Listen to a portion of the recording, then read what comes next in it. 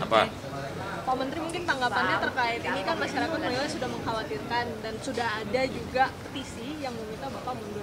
Tanggapannya seperti apa? No comment kalau itu haknya masyarakat untuk bersuara. Ya, yang pasti tadi hasil rapat dengan Komisi 1 kita tidak ada indikasi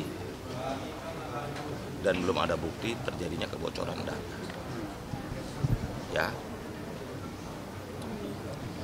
Pak, tadi Pak Semi juga bilang soal kalau prosesornya itu adalah Kemenkominfo. Ya.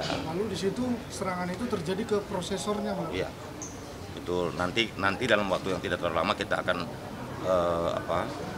jelaskan ke publik siapa pelakunya, motifnya, apapun. Tapi yang pasti ini bukan state actor, bukan dari negara tapi perorangan dengan motif ekonomi. Itu aja ya. Bapak kalau Mas Dev, ini kan tadi sudah dijelaskan sama Kepala BSSN bahwa hanya 2% ya dari data yang sudah di backup. Bagaimana tanggapan dari Komisi 1? Ya, ini yang kita kagetkan dan kecewakan bahwa ini walaupun masih PDNS, penyimpanan pusat data nasional sementara, semestinya sistem pengamanannya, sistem backupnya itu harus sudah sesuai standar dengan PDN. Nah, walaupun sekarang masih dikelola oleh Telkom dan Arta, semestinya sudah sama standarisasinya seperti yang permanen. Nah, maka itu ini kita akan bahas lagi, ini kan baru dijawab oleh Pak Hinsa. Nah, sementara banyak pertanyaan yang butuh penjelasan juga dari Pak Budiari, lalu juga nanti masih ada penjelasan juga dari Telkom dan dari Artanya sendiri, sehingga kita tahu persis kenapa tidak ada backup atau kenapa hanya 2% yang bisa diselamatkan, lalu bagaimana 98%-nya, kan hanya 44 KL yang berhasil diselamatkan, lalu masih ada 240-an lagi yang belum jelas nasibnya gimana. Nah, ini langkah-langkah pemerintah untuk mengekstrak ataupun juga meretrace data-data itu seperti apa gitu, dan juga kita minta langkah-langkah mitigasi dari pemerintah ke depannya untuk terus memperbaiki pelayanan publiknya. Kenapa jangan sampai konsep yang sudah digelontorkan oleh Presiden Jokowi ini gagal hanya karena kelalaian para infrastruktur birokrasinya. Dari DPR sendiri apakah ngasih tenggat waktu gitu untuk menyelesaikan permasalahan ini, Bang? Ya, ini bukan masalah tenggat waktu lagi, ini sudah harus saat ini juga harus ada jawabannya. Jadi makanya kita akan kita rapatkan terus ya.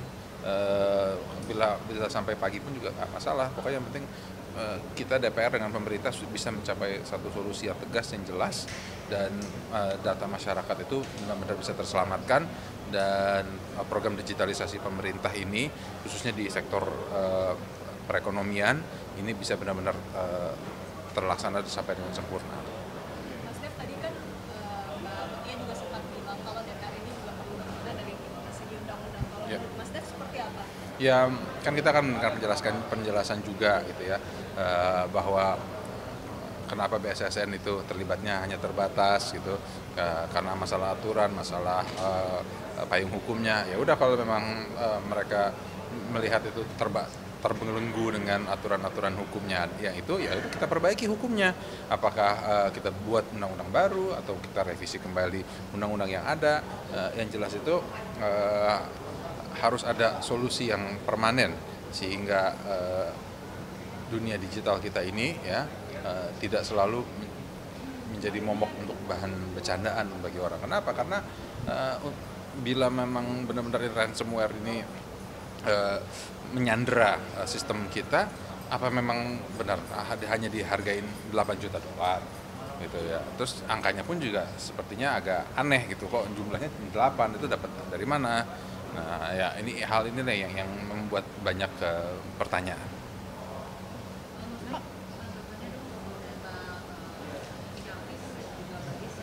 Ya, ya itu juga sempat saya sampaikan.